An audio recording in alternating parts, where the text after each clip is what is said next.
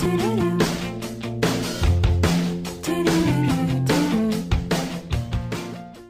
my name is Alexandra, and to start off our show of Comm's Consumer Report, in this segment we are going to talk about GMOs. Did you know that GMOs make up 70 to 80% of the foods we consume? But what are GMOs, you ask? GMOs are genetically modified organisms such as bacteria, fish, insects, animals, plants, and yeast, whose genetic makeup has been altered through genetic engineering procedures. U.S. is one of the few countries who don't have GMOs banned or have restrictions on them. Crossbreeding DNA creates unconventional animals, bacteria, and plants that are not naturally found in nature.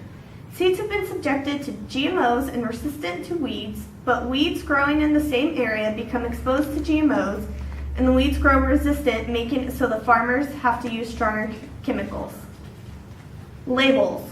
Without labels, how do people know what foods have been genetically modified?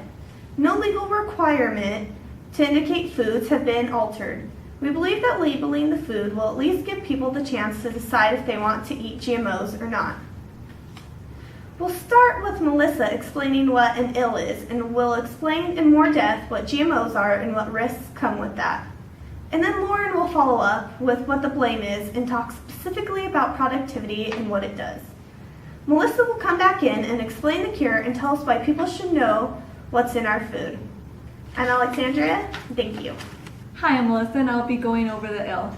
According to an article on the CSA website, last updated on April 2000, GM foods is most commonly used to refer to crops credited for human or animal consumption using the latest molecular biology techniques.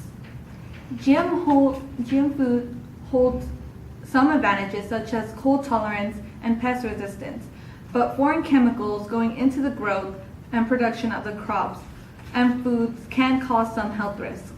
One of the risks is allergenicity. Like people with peanut allergies, reactions can be deadly. This is a possibility with GM products and can cause similar reactions. Many food products that contain peanuts or other forms of nuts warn consumers of the possibility of nuts, but not the possibility of genetically modified food. And now to you, Lauren. Thanks, Melissa. I'm Lauren, and I will now discuss the causes of genetically modified organisms, otherwise known as the blame. The blame for the abundance of GMOs is most obviously the productivity factor. Although the cost of producing genetically modified crops is significantly higher at $150 more per bag than conventional crops, farmers have saved a great amount of money by not having to purchase herbicides and pesticides. The reason they do not have to invest in these is because GMOs have an immunity to weeds and insects, and they are no longer needed in the harvesting process.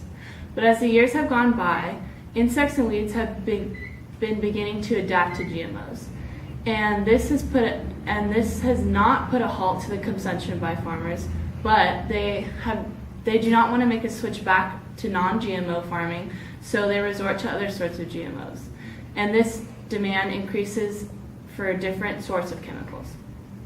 It also grows more crops using less land, saving farmers even more money. Another cause for GMOs is the appeal it brings to crops. A small example would be how they can add little food coloring to salmon to make it pinker to appeal more to the customer. This slight edge raises production and income numbers for farmers. According to GMO Answers, there's been enormous improvements in productivity by producers. Another cause for the use of GMOs is most people do not actually care about them. People are going to pick the most healthy and appealing looking food in the grocery stores. And it's not a bad thing, it's just people do not have the time or the money to seek out expensive, hard to find, organic, fresh food. Back to you, Melissa. Thanks, Lauren. People have the right to know what they are consuming. According to an article on the Colorado State University website, last updated on January 8, 2014, mandatory labeling will allow consumers to identify and steer clear of food products that cause them problems. Designing a law in which requires companies to post warnings of genetically modified food can and will help to avoid health risks and also raise awareness for consumers. Hello, I'm Brian, and I'm going to wrap up everything my lovely co-stars have just said. Melissa started us off by talking about the ill and explained what GMOs are.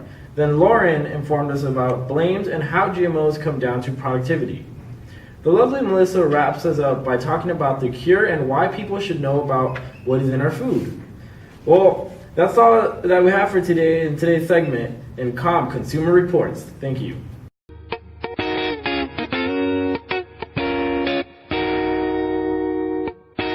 I hopped off the plane at LAX with a dream, my cardigan. Welcome to the land of fame excess. Am I gonna fit in? Jumped in the cab, here I am for the first time. Look to my right and I see the Hollywood